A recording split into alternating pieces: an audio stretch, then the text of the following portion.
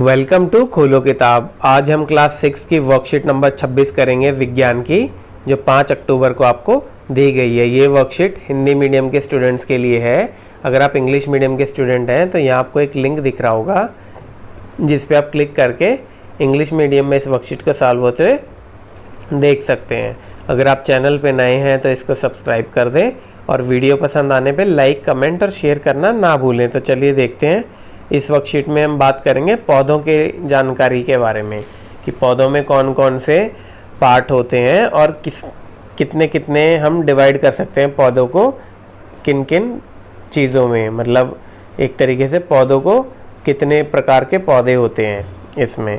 तो आइए देखते हैं। हम सब पौधों को देखते ही हैं, तो आइए इनके विभिन्न भागों के नाम नीचे दिए गए चित्र में लिखते हैं। अब इस चित्र में आपको देखना है कि जड़, पत्ती, तना, फूल, शाखाएं इत्यादि कहाँ कहाँ है।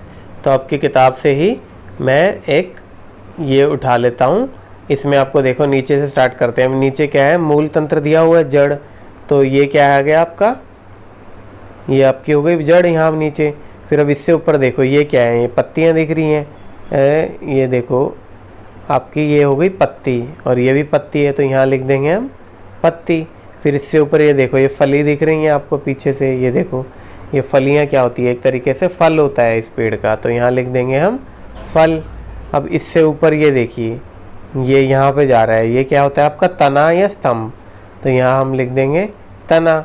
अब इससे ऊपर ये देखो ये क्या है, ये आपके पुष्प हैं। पुष्प ही तो दिख रहे हैं, फूल ये छोटे हैं, कलियाँ फिर फूल के फूल बन जाएंगे, तो इसको भी हम लिखेंगे फूल। हम अपने आसपास के पौधों को ध्यान से देखते हैं।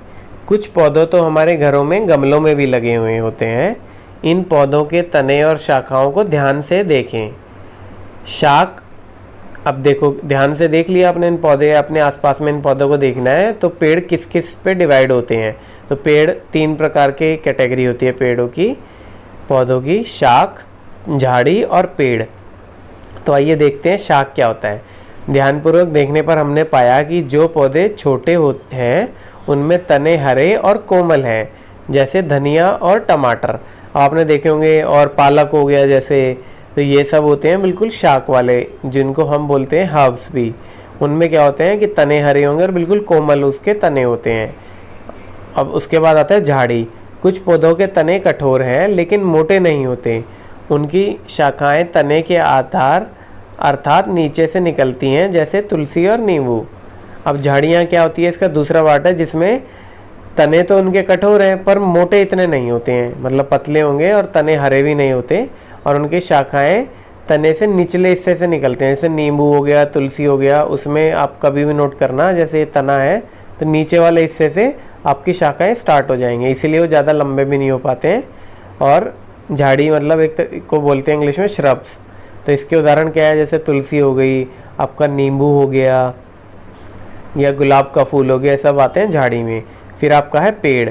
पेड़ किन्हें बोलते हैं, जिनका तना कठोर और मोटा दोनों होता है और शाखाएं इनकी तने के ऊपर से निकलती है। जैसे ये तना है तो ऊपरले भाग से आपकी शाखाएं निकलना स्टार्ट होंगी। उदाहरण क्या है, आम और नीम। आइए हम अभ्यास करें। अब कुछ अभ्यास की चीज़ें हैं, इनको देख लेते हैं। नीचे दिए गए पौधों को शाख, झाड़ी और पेड़ के समूह में विभाजित करना है। तो आइए देख लेते हैं क्या क्या है। अब सबसे पहले आपको दिया गया इमली। अब सबसे पहले आपको पेड़ पता होना चाहिए, इमली का पौधा या पेड़ कैसे होता है। इस प्रकार का होता है। तो इस प्रकार का होता है का मतलब है ये पेड़ में आएगा, दिख ही रहा है। फिर दूसरा आपका कौन सा है, चमेली। अब चमेली आपने देखा होगा, ये इस प्रकार का होता है, तो ये आता है झाड़ में या झाड़ी होता है। फिर तीसरा आपका हो गया गाजर। अब गाजर आपने देखा ये ऊपर इसका जो पेड़ मानोगे तो एक ऐसा किसकी, हर्ब्स की उसमें जा रहा है ना, शाख वाली में, तो ये आ जाएगा शाख। फिर उसके बाद आपका था पालक। अब पालक में भी देखो इसका तना भी हरा ही होता है, तो ये भी आ जाएगा शाख में। फिर आपका आता है गुलाब। गुलाब के पौधा देख लेते हैं। गुलाब का पौधा इस प्रकार का होता है। अब देखो इसमें ज़्यादा मोटी तो इसकी शाख होती नहीं है, तो ये आ जाएगा किसमें, झाड़ी में। फिर गुलाब के बाद आपका आता है पुदीना। पुदीना देखो इसकी हरे रंग की इसके तना होता है, तो ये आ जाएगा झाड़ी में। फिर पुदीना के बाद क्या है, नारियल। नारियल देखो, नारियल का तो पूरा बड़ा पेड़ होता है और ऊंचे ऊंचे ऊपर जाके नारियल लगते हैं। तो ये तो पूरा पेड़ वाली फॉलो कर रहा है कैरेक्टरिस्टिक। तो ये हो जाएगा आपका पेड़। फिर आपका है गुड़हल। गुड़हल कौन सा फूल होता है? ये वाला फूल। तो ये भी देखो, इसके तने ज़्यादा मोटे नहीं होते पर हरे भी नहीं होते, तो ये आपका आ जाएगा झाड़ी में। और फिर गुड़हल के बाद होता है जामुन। जामुन तो सब बच्चों ने खाए ही होंगे कभी ना कभी, और जामुन का पेड़ भी आपने देखा ही होगा।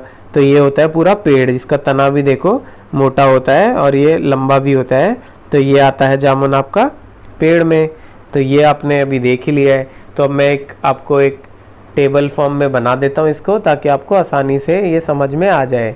तो ये देखो, शाक में क्या क्या आ गया? गाजर, पालक, पुदीना। झाड़ी में हो गया अपना चमेली, गुलाब, गुड़हल। और पेड़ हो गया इमली, नारियल और जामुन में। अब अगला प्रश्न क्या है? शाक का तना डैश और डैश होता है। अब हमने पढ़ा ही है शाक का तना कैसा होता है, हरा होता है और बिल्कुल कोमल होता है। तो शाक का तना यही लिख देंगे हम, हरा और कोमल होता है। फिर अगला प्रश्न क्या है? पेड़ की शाखाएं तने के डैश से निकलती हैं। अब देखो, जो आपको बताया था, अगर झाड़ी होंगी तो उसमें शाखाएं नीचे के तने के नीचे से निकलती है और पेड़ में तने के ऊपर से निकलती है। तो ऊपर लिख देंगे, पेड़ की शाखाएं तने के ऊपर से निकलती है। इसी के साथ हमारी ये वर्कशीट कंप्लीट हुई। मिलते हैं नेक्स्ट वीडियो में नेक्स्ट वर्कशीट के साथ। Don't forget to like, comment, share and subscribe the channel. Thank you.